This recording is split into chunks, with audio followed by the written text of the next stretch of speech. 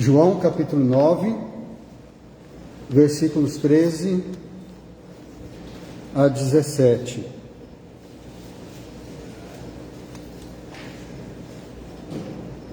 Quem é que não gosta de ter amigos, né? Nós,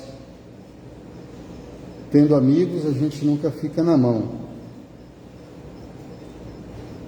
E Jesus, Ele é, para nós, um grande amigo. E se nós formos amigos de Jesus, então nós teremos a certeza, né, de que tudo estará bem com nossas vidas.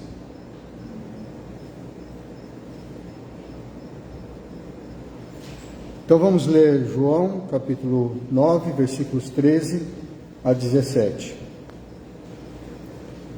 Levaram, pois, aos fariseus o que dantes fora cego, e era sábado, o dia em que Jesus fez o lodo e lhe abriu os olhos.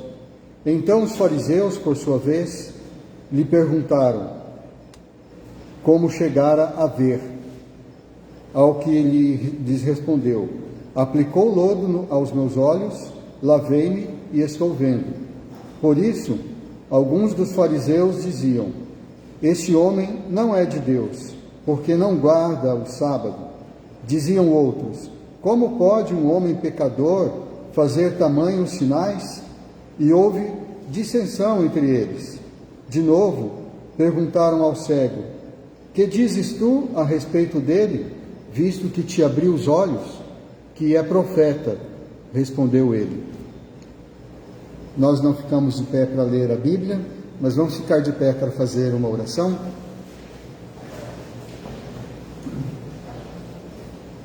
Obrigado, nosso Deus, porque Tu tens nos dado a Tua palavra.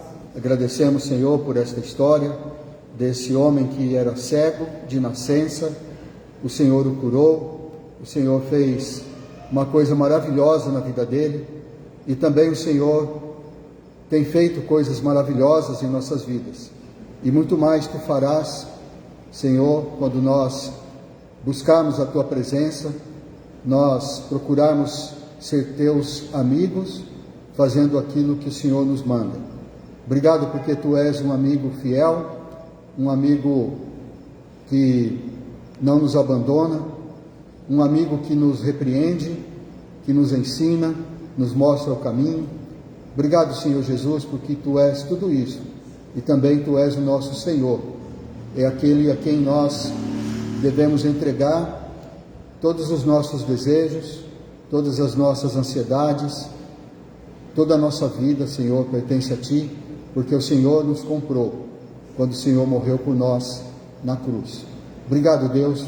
Pedimos que Tu abençoes esse tempo de meditação da Tua palavra, que também Tu abençoes aqueles que estão enfermos, como foram mencionados aqui esta noite, e também, ó Deus, por aqueles que não puderam estar aqui conosco hoje, e até mesmo aqueles que não quiseram estar, que Tu possas estar ajudando-os, falando em seus corações, trabalhando em suas vidas.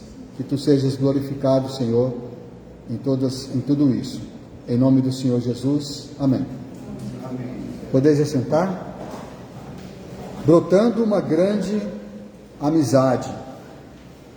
Aquele cego de nascença, ele...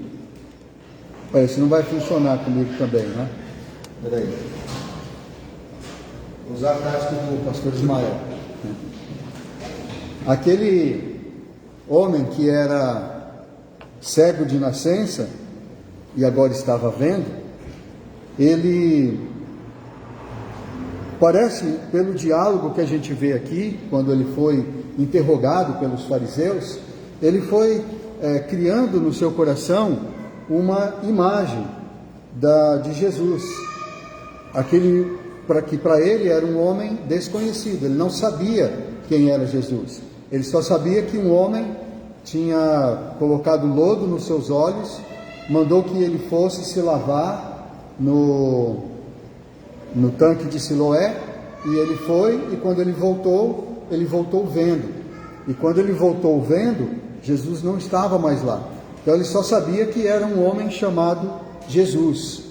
E conforme os judeus, os fariseus ali iam questionando, perguntando o que aconteceu, como que aconteceu, para ele responder essas perguntas, então ele revivia aquilo que para ele ainda era uma novidade, era uma coisa extraordinária que estava acontecendo na sua vida e que ele não estava entendendo ainda direito. Mas ele só sabia que antes ele era cego e agora ele estava vendo.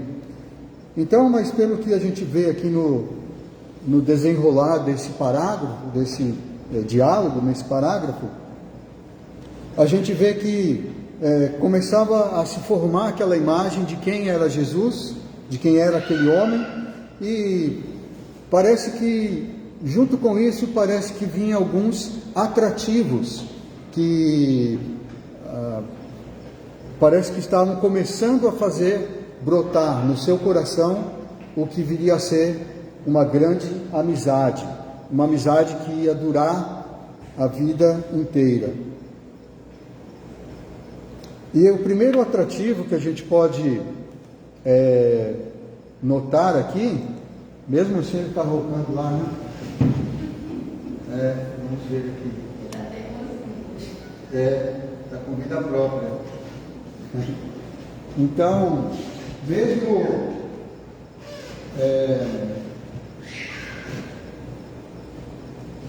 eu ia falar do computador, né? Mesmo assim, está voltando, não é da pregação. Então, aquele homem, segundo o que estava passando lá em seu coração, obrigado, Lael, se quiser virar para o seu lado aí pode, conforme estava se formando aquela ideia no seu coração, então vinham esses, talvez começou a despertar e aqueles atrativos para que ele se tornasse amigo de Jesus. O primeiro atrativo que a gente pode encontrar aqui é que aquele homem era um homem miraculoso. Então, isso era uma certeza, porque afinal, Jesus tinha curado a sua cegueira. Ele estava vendo agora. Nos versículos 13 a 15, a gente encontra esta ideia. Diz assim: levaram, pois, aos fariseus o que dantes fora cego, e era sábado, o dia em que Jesus fez o lodo e lhe abriu os olhos. Então os fariseus, por sua vez, lhe perguntaram como chegar a ver. Ao que lhes respondeu: aplicou o lodo aos meus olhos, lavei-me e estou vendo. Então, ali no interrogatório, ele estava ali sendo interrogado, porque é certo que os fariseus consideravam que Jesus tinha cometido um crime ao curá-lo no sábado, que Jesus tinha violado uma lei, porque no tempo de Jesus havia muitos milagreiros, havia muitas pessoas que faziam milagres. Aquilo era como uma profissão, de fato era uma profissão, era o ganha-pão deles. As pessoas andavam. Lembra daqueles 7 filhos do Seva, do judeu chamado Seva, que levaram uma surra do homem endemoniado lá, que é citado na história, que ele fala, o demônio fala para ele: eu sei quem é Jesus e eu sei quem é Paulo, mas e vocês, quem vocês são, né? Que estavam querendo curar Jesus, curar aquele homem no nome de Jesus, mas eles nem conheciam Jesus. Falaram: eu curo você, eu mando que você saia desse homem, eu ordeno em nome de Jesus a quem Paulo prega. E o demônio falou: eu sei quem é Jesus, eu sei quem é Paulo, mas e você, quem você é, né? E vocês quem são, né? E deu uma surra neles, eles foram embora. Então era assim, havia esses curadores, exorcistas, né? Que passavam e iam na multidão, e era uma profissão, com direito até a descanso semanal, e o descanso semanal era de preferência no sábado, que era a lei que devia descansar no sábado. Então, para os fariseus, eles talvez achavam que Jesus era mais um desses milagreiros e estava violando a lei, porque ele estava trabalhando no sábado. Por isso, então, eles chamaram aquele homem para ser interrogado, para ver, fizeram uma CPMI do cego de nascença. Estavam lá entrevistando Jesus. Mas Jesus, ele era diferente, ele não era um milagreiro qualquer, né? Ele curava as pessoas naturalmente, isso estava na natureza de Jesus. Jesus não podia ver alguém doente sem curar, porque ele tinha esse poder, ele tinha o poder de Deus nele. E como que ele podia ver alguém doente ali, alguém com febre, alguém cego, alguém coxo, leproso, às vezes até morto, sem fazer alguma coisa? E ele então fazia, mas ele fazia isso naturalmente. Só que ele não era como os outros milagreiros, que provavelmente faziam espetáculo da sua cura. Afinal, a propaganda é a alma do negócio, é assim que as pessoas falam. Então eles faziam propaganda, porque quanto mais as pessoas soubessem que eles curavam, mais iam chamá-los, e assim eles iam trabalhando. Não que era necessariamente ruim o que eles faziam, mas era o trabalho deles. Mas Jesus era diferente. Ele até proibia as pessoas de fazerem publicidade dos seus milagres. Em Lucas capítulo 5, 12 a 16, por exemplo, ele estava numa das cidades e veio à presença dele um homem coberto de lepra, e quando ele viu Jesus, ele se prostrou e ele disse: Senhor, se tu queres, tu podes curar-me. E Jesus disse: quero. Ele disse: tu podes purificar-me. E Jesus disse: quero ser limpo. Tocou nele, né? E ele ficou purificado, ficou limpo. E aí Jesus ordenou para ele que a ninguém dissesse.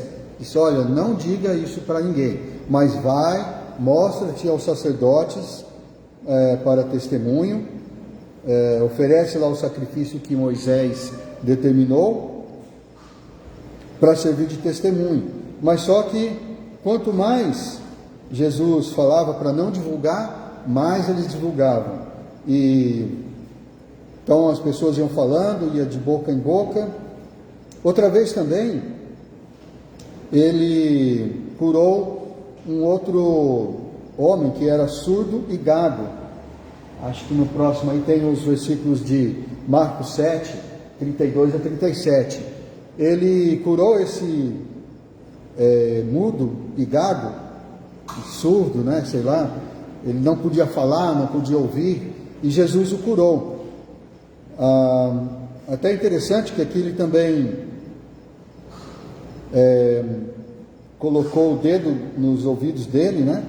Tocou a língua com saliva, né? Ele fez uma coisa ali que normalmente ele não fazia, mas ali então ele suspirou, olhou para o céu e disse: Efatá. É uma palavra em aramaico que significa abre-te. E aí então abriram-se os ouvidos e ele começou a falar, a língua se soltou, né? E aí ele não parou mais de falar. E Jesus falou para ele não divulgar também. Ele disse: não fala para ninguém. Mas quanto mais Jesus falava para não falar, e que eles falavam mais ainda. Então Jesus não queria publicidade. Interessante que nesta passagem aí de Marcos 7, de 32 a 37, lá no finalzinho, as pessoas se maravilham e dizem: tudo que ele faz é esplendidamente bem. Ele não somente faz ouvir os surdos, como falar os mudos. Tem outras passagens, né, que mostra, por exemplo, quando Jesus ele mandou a tempestade cessar apenas com uma palavra, e as pessoas ficavam admiradas. Como ele consegue isso apenas com uma palavra? Ele fala e até o vento e o mar lhe obedecem. Em Mateus capítulo 12, 15 a 20, também diz ali que Jesus curou a muitos. E nessa passagem eles até dizem que por que Jesus não queria publicidade, né? E ele diz assim, aqui em Mateus, que era para se cumprir a profecia, Mateus capítulo 12, versículos 19 e 20 falam, é uma profecia que diz que ele não contenderá, nem gritará, nem alguém ouvirá nas praças a sua voz, não esmagará a cana quebrada, nem apagará a torcida que fumega. Então esse era Jesus, era a natureza dele, e isso ainda atraía muito mais as multidões, o fato dele ser assim, dele não querer publicidade, dele ser uma pessoa simples, e ele curava porque era a sua natureza, porque ele é bom. Então, esta é a imagem que começou a se formar no coração daquele cego, que estava atraindo o seu coração para que ele se tornasse amigo de Jesus, que ele, Jesus, era um homem miraculoso. O segundo atrativo que nós encontramos aqui nesse parágrafo está no versículo 16, é que aquele homem era um homem de Deus. Jesus era, segundo o que ele estava construindo aquela imagem no coração, Jesus é um homem de Deus. O cego, ele deve ter ficado em silêncio quando os fariseus começaram a discutir entre si, que ali no tribunal, no sinédrio, onde ele estava sendo interrogado, eles de repente começaram a falar entre si, deixaram ele de lado ali, disseram, esse homem não é de Deus, porque ele não guarda o sábado, então ele não pode ser um homem de Deus. E o outro fariseu, dizendo, mas como que ele pode ser um pecador? Como que você pode dizer que ele é um pecador, que ele não guarda o sábado, se ele faz tamanhos sinais? Como pode um homem que não é de Deus fazer tão grandes sinais?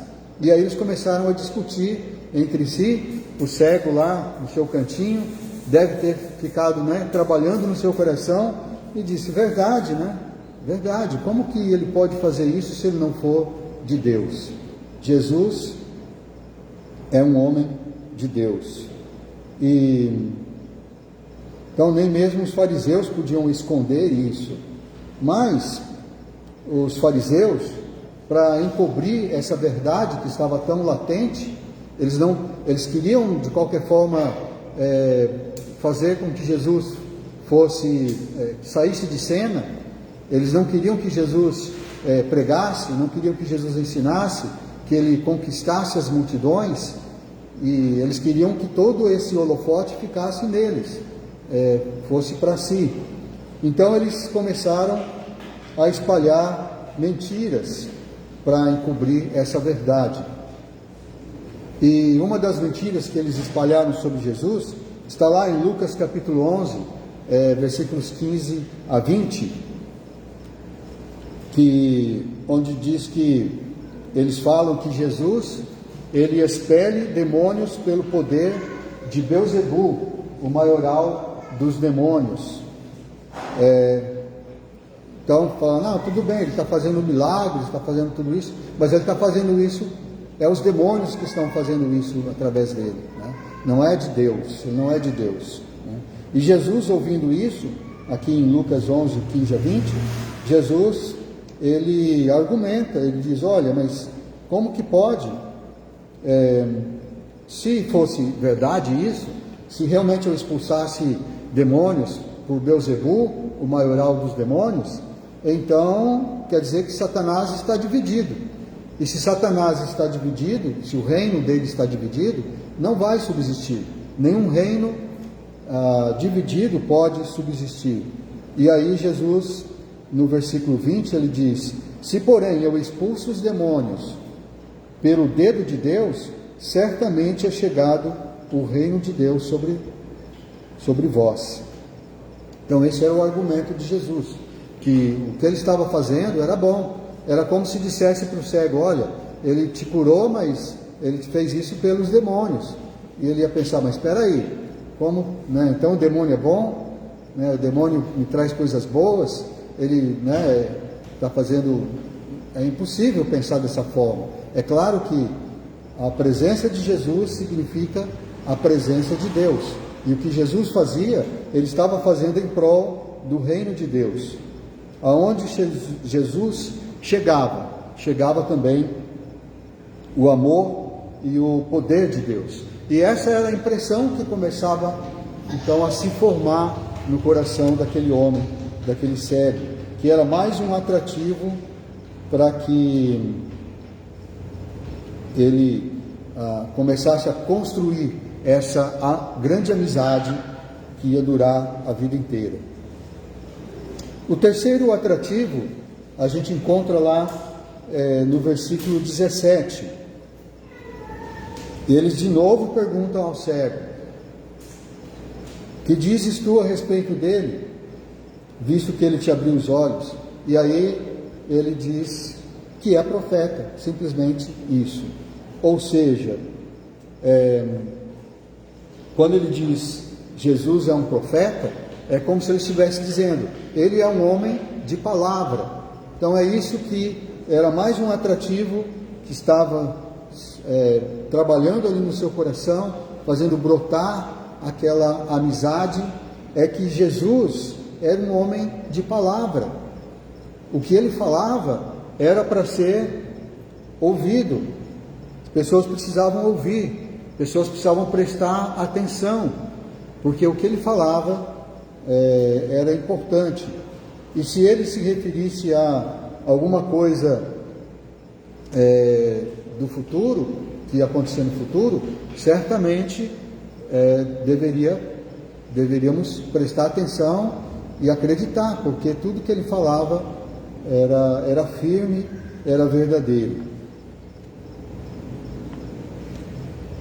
Jesus, ele não escreveu nenhum livro. Tudo que a gente sabe que Jesus falou, tudo que a gente ouve de Jesus, foram seus discípulos que davam testemunho dele. Por exemplo, lá em Lucas capítulo 24, de 15 a 29, 15 a 19, esse é o diálogo daqueles dois discípulos que o pastor Ismael falou outro dia, aqueles que iam para Emaús no dia da ressurreição de Jesus. Eles estavam andando, conversando sobre as coisas, com o coração pesado, porque Jesus tinha acabado de ser crucificado e eles não sabiam ainda, ou pelo menos não acreditavam, que Jesus já tinha ressuscitado. E ali então nesse trecho diz que o próprio Jesus se aproxima deles enquanto eles estavam falando, e Jesus lhes pergunta no versículo 17: então, que é isto que vos preocupa na medida em que ides caminhando? E aí eles pararam entristecidos, e um deles pergunta: você é o único que não sabe, que não lê jornal, que não vê televisão? Onde você estava, né? Você não viu o que aconteceu aí, o que fizeram com Jesus? E eles falam de Jesus assim, Jesus faz de conta que não sabe, né? Ele fala, o que é? Então me explica aí, o que aconteceu, que eu não estou sabendo, né? Me atualiza aí, né? E eles disseram então, você não sabe o que aconteceu a Jesus, o Nazareno, que era varão, profeta, poderoso em obras e palavras, diante de Deus e de todo o povo. Então é assim que eles se referiam a Jesus. Ele era um homem poderoso em obras e palavras, e ele era assim diante de Deus e de todo o povo. Outro testemunho a gente vê lá em Atos capítulo 10, que é Pedro, né, o apóstolo Pedro, quando ele vai lá conversar com Cornélio. Cornélio era aquele centurião que teve uma visão de um anjo e mandou ele chamar Pedro, porque Pedro tinha uma coisa importante para falar para ele, que era a respeito de Jesus.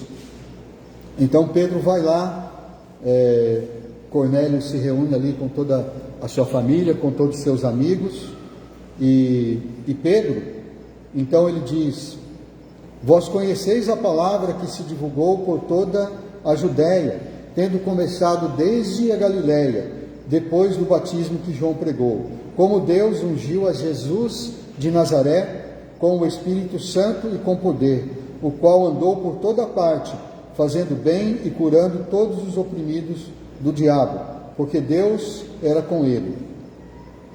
E nós somos testemunhas de tudo isso. Então, ele fala de Jesus como aquele que andou por toda parte, fazendo bem, curando os oprimidos do diabo. O pastor Ismael citou também isso na pregação na semana passada. E Jesus, então, ele ia ensinando, ele ia fazendo isso, e ele ia ensinando. E ele diz, ainda, no versículo 42, Pedro fala: e nos mandou pregar ao povo e testificar que ele é quem foi constituído por Deus, juiz de vivos e de mortos. Então Jesus é o homem de palavra. Aliás, ele é a própria palavra, mas isso ainda não estava, era demais ainda para o cego. O cego ainda só estava começando a conhecer Jesus, e ele sabia que Jesus é um homem de palavra. O que ele fala, a gente costuma dizer, ele é ponta firme, né? Ele fala, está falado, né? E a gente tem que prestar atenção no que ele fala.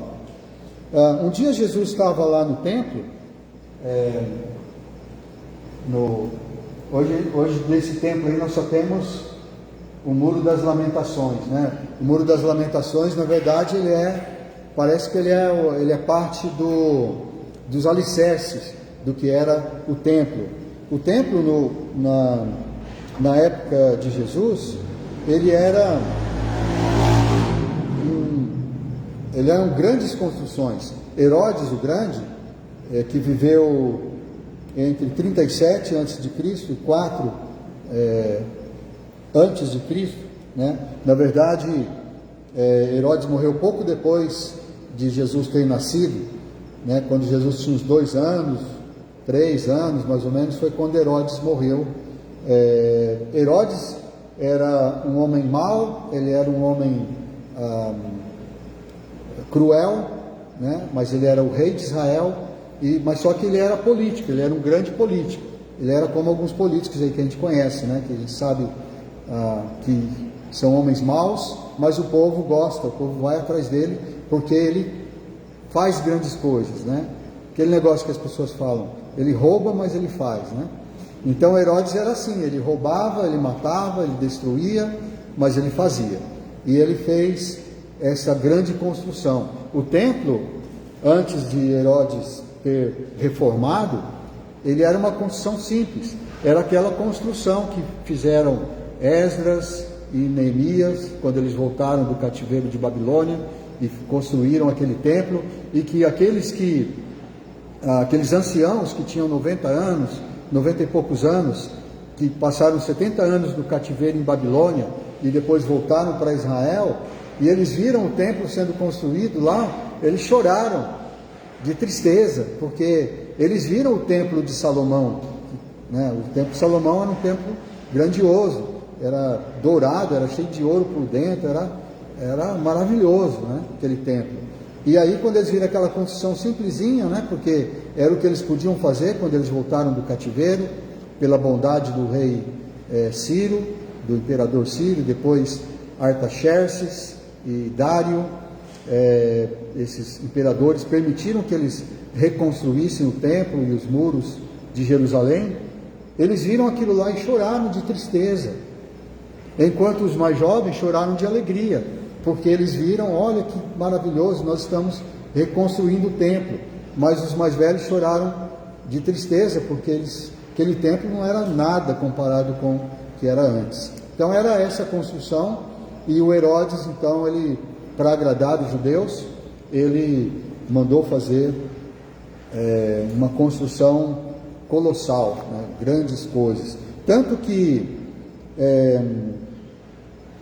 os discípulos, eles foram mostrar para Jesus, eles ficaram admirados, né? enquanto eles estavam lá no templo, eles falaram: olha só, Jesus, que grandes construções, que grandes pedras. E aí Jesus disse para eles: não vedes tudo isso? Lá em Mateus 24:2: em verdade vos digo que não ficará aqui pedra sobre pedra que não seja derribada. Então foi isso que Jesus falou, e foi isso que aconteceu.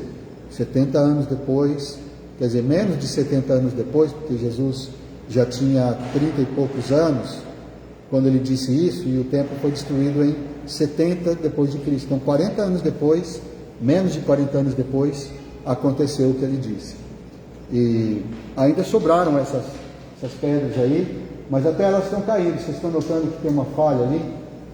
Aquela pedra, ela caiu faz uns 5 anos mais ou menos.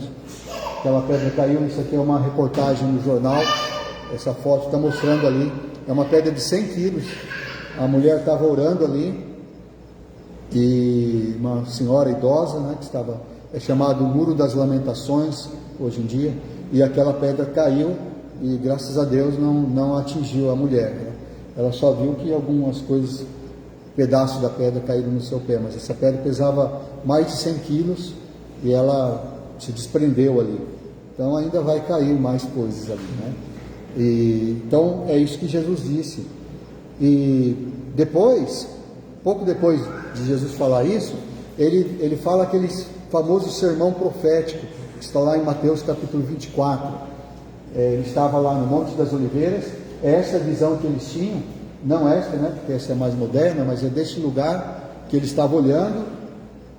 Ali onde vocês vê a cúpula dourada é o templo hoje. Aliás, não é o templo dos judeus, mas é a mesquita de Al-Aqsa, né, porque eles construíram justamente onde era o templo, mas era ali. Então eles tinham essa visão, eles estavam vendo o templo, e Jesus então ele profere o sermão profético. Ele diz ali no versículo 7, Mateus capítulo 24, versículo 7, ele diz: porquanto se levantará nação contra nação, reino contra reino, e haverá fomes e terremotos em vários lugares. É isso que Jesus falou que ia acontecer. Quando Jesus falou isso, eles estavam num mundo em que a situação política estava bem estável. O Império Romano, ele tinha pacificado o mundo conhecido.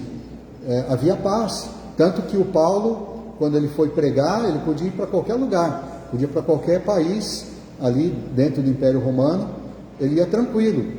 Lembra quando ele foi açoitado lá em Filipos? Ele apelou para o tribunal ali, para a lei, né? Ele disse: vocês não podiam ter me açoitado porque eu sou um cidadão romano.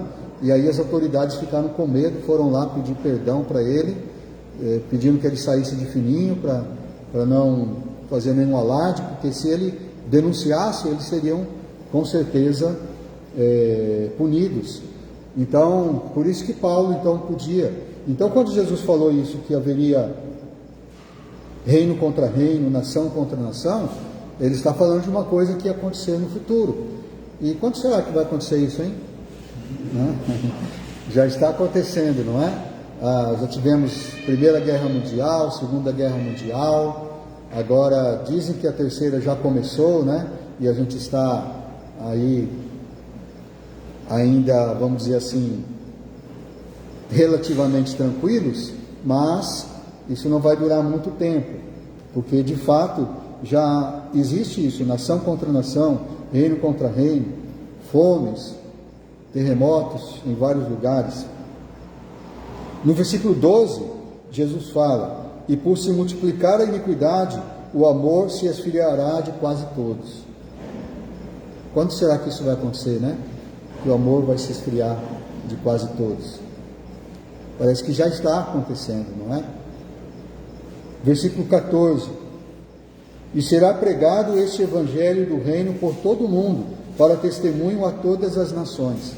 Olha só, Jesus, ele tinha ali 12 discípulos, né, com ele ali, 12 apóstolos, né, e tinha lá uma multidãozinha, né, de pessoas ali, que de vez em quando seguia, e né, quando ele falava alguma coisa que eles não gostavam, eles iam embora, mas ele estava ali, geralmente eram aqueles 12 mais fiéis ali, né?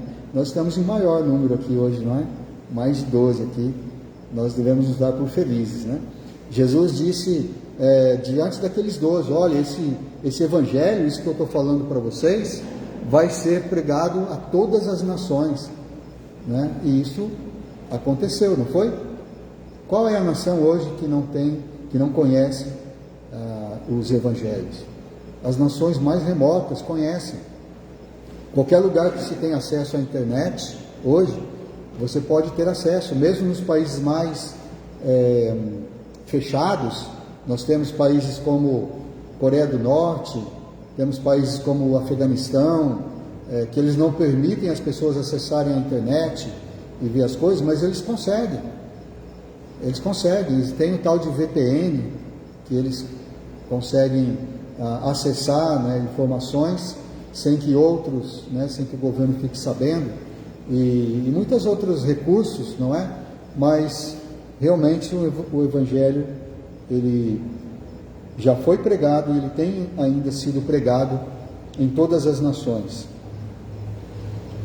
Versículo 29 diz que Jesus fala: logo em seguida a tribulação daqueles dias, o sol escurecerá, a lua não dará a sua claridade, as estrelas cairão do firmamento e os poderes do céu serão abalados. A gente está vendo aí algumas coisas acontecendo meio estranhas, né? A gente fica vendo aqueles vídeos lá fala da NASA, daquele satélite daquele telescópio James Webb, né? James Webb, ele está mostrando coisas lá. Eles já estão começando a refazer muitas teorias, porque não dá mais para sustentar a teoria do Big Bang, né? Porque eles olham uma galáxia antiga, né? Que segundo o cálculo que eles fazem deveria ter bilhões e bilhões de anos, e essa galáxia ainda está parecendo jovem. Então não dá para sustentar esta afirmação mais do Big Bang e coisas assim. E a gente sabe agora, hoje a gente sabe que o Sol não é nada, né? O grande Sol, ele não é nada. Qualquer dia desses, dizem, né, eu estava vendo um vídeo ontem, eu e a Vilma, né, estava vendo no YouTube, uma coisinha que eles chamam de estrela de nêutrons, mais ou menos isso. Eles falam que é do tamanhozinho de uma bolinha de golfe, né? E ela um dia vai engolir o Sol. Isso é possível acontecer, né? Ela vai engolir o Sol, porque ela tem uma massa, apesar dela ser pequenininha, ela tem uma massa muito maior do que o Sol. É porque eles ficam falando aqueles cálculos lá, eu não entendo nada, né? A gente só fica com medo, né? E a gente vendo essas coisas, a gente sabe que, puxa, realmente o universo é bem frágil, né? Eles falam que a Terra, ela está no lugar exato, né? Se ela estivesse um pouquinho mais longe do Sol, a gente morreria congelado. Se estivesse um pouquinho mais perto do Sol, a gente morreria queimado. Então a gente fala, até quando isso vai ser assim, né? Quando que, né, algum asteroide vai bater na Terra aí, vai mudar a rota, né, e tal. Então a gente sabe disso hoje. E Jesus então falou que isso vai acontecer. Então tudo que Jesus falou, aconteceu.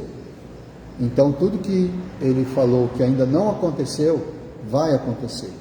Jesus, ele é um homem de palavra. Então esta imagem estava se formando no coração daquele homem.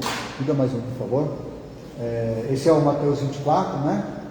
Lá ele fala também que ele fala dos dias atuais. Ele diz, olha, no versículo 38, assim como nos dias anteriores ao dilúvio, as pessoas comiam, bebiam, casavam-se, davam-se em casamento, até o dia em que Noé entrou na arca, e não perceberam, senão quando veio o dilúvio e os levou a todos. A gente sabe que a terra não vai acabar em dilúvio novamente. Quando a gente vê o arco da promessa, que as pessoas chamam de arco-íris, a gente sabe que é a promessa de Deus que o mundo não vai acabar inundado, como no dilúvio, mas vai acabar com fogo. É isso que o Pedro fala, né? Que os elementos abrasados se desfarão. Muitos dizem que quando ele diz essas palavras, ele está descrevendo uma explosão atômica, né? Que os elementos abrasados se desfarão. Então, Jesus disse que vai ser igual nos dias de Noé, igual a gente aqui agora. A gente está indo à igreja, fazendo festa, fazendo churrasco, fazendo junta panela, né? A gente está comendo, bebendo, se alegrando, mas um dia, quando a gente menos espera, vai acontecer. Essa foto aí é bem emblemática, porque é da Boate Kiss. Na Boate Kiss as pessoas estavam assim, estavam comemorando a sua colação de grau, né, a sua formatura. Jovens, muito jovens ali, lotada a boate, estavam ali, estavam fazendo festa, como todos nós fazemos, e veio uma destruição repentina. Não foi o fim do mundo, mas para muitos foi, né?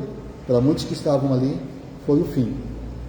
Morreram pisoteados, morreram intoxicados com fumaça, morreram queimados, e os que escaparam estão traumatizados até hoje.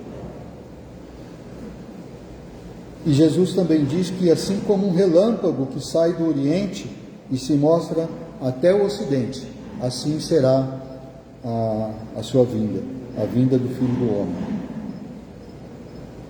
Esse aí que eu falei, eu acho que não é em Mateus, ou é em Mateus também, né? Se não for, alguém me corrija. Ou é em Marcos 13, se não for Mateus 24, versículo 27. Pode mudar então o próximo aí? Então, irmãos, vale a pena ser amigo de Jesus, porque Jesus, ele não é qualquer pessoa, ele é um homem miraculoso. Quem não quer ter um amigo que faz milagres, um amigo miraculoso? Ele é um homem de Deus. Onde ele chega a presença, o amor, o poder de Deus. Quem é que não quer ter um amigo assim? Jesus é um homem de palavra. Ele é um profeta. Você pode confiar nele. Tudo que ele fala é firme. Tudo que ele fala acontece. Tudo que ele fala é para nos ensinar, é para o seu bem. Como é que está a sua amizade com Jesus? Jesus disse: vós sois meus amigos, se fazeis o que eu vos mando. João 15, 14. Que todos nós possamos, assim como aquele cego, nos tornarmos amigos de Jesus, e que essa amizade seja uma grande amizade que dure não só a vida inteira, mas também para a eternidade. Amém? Deus abençoe. Obrigado.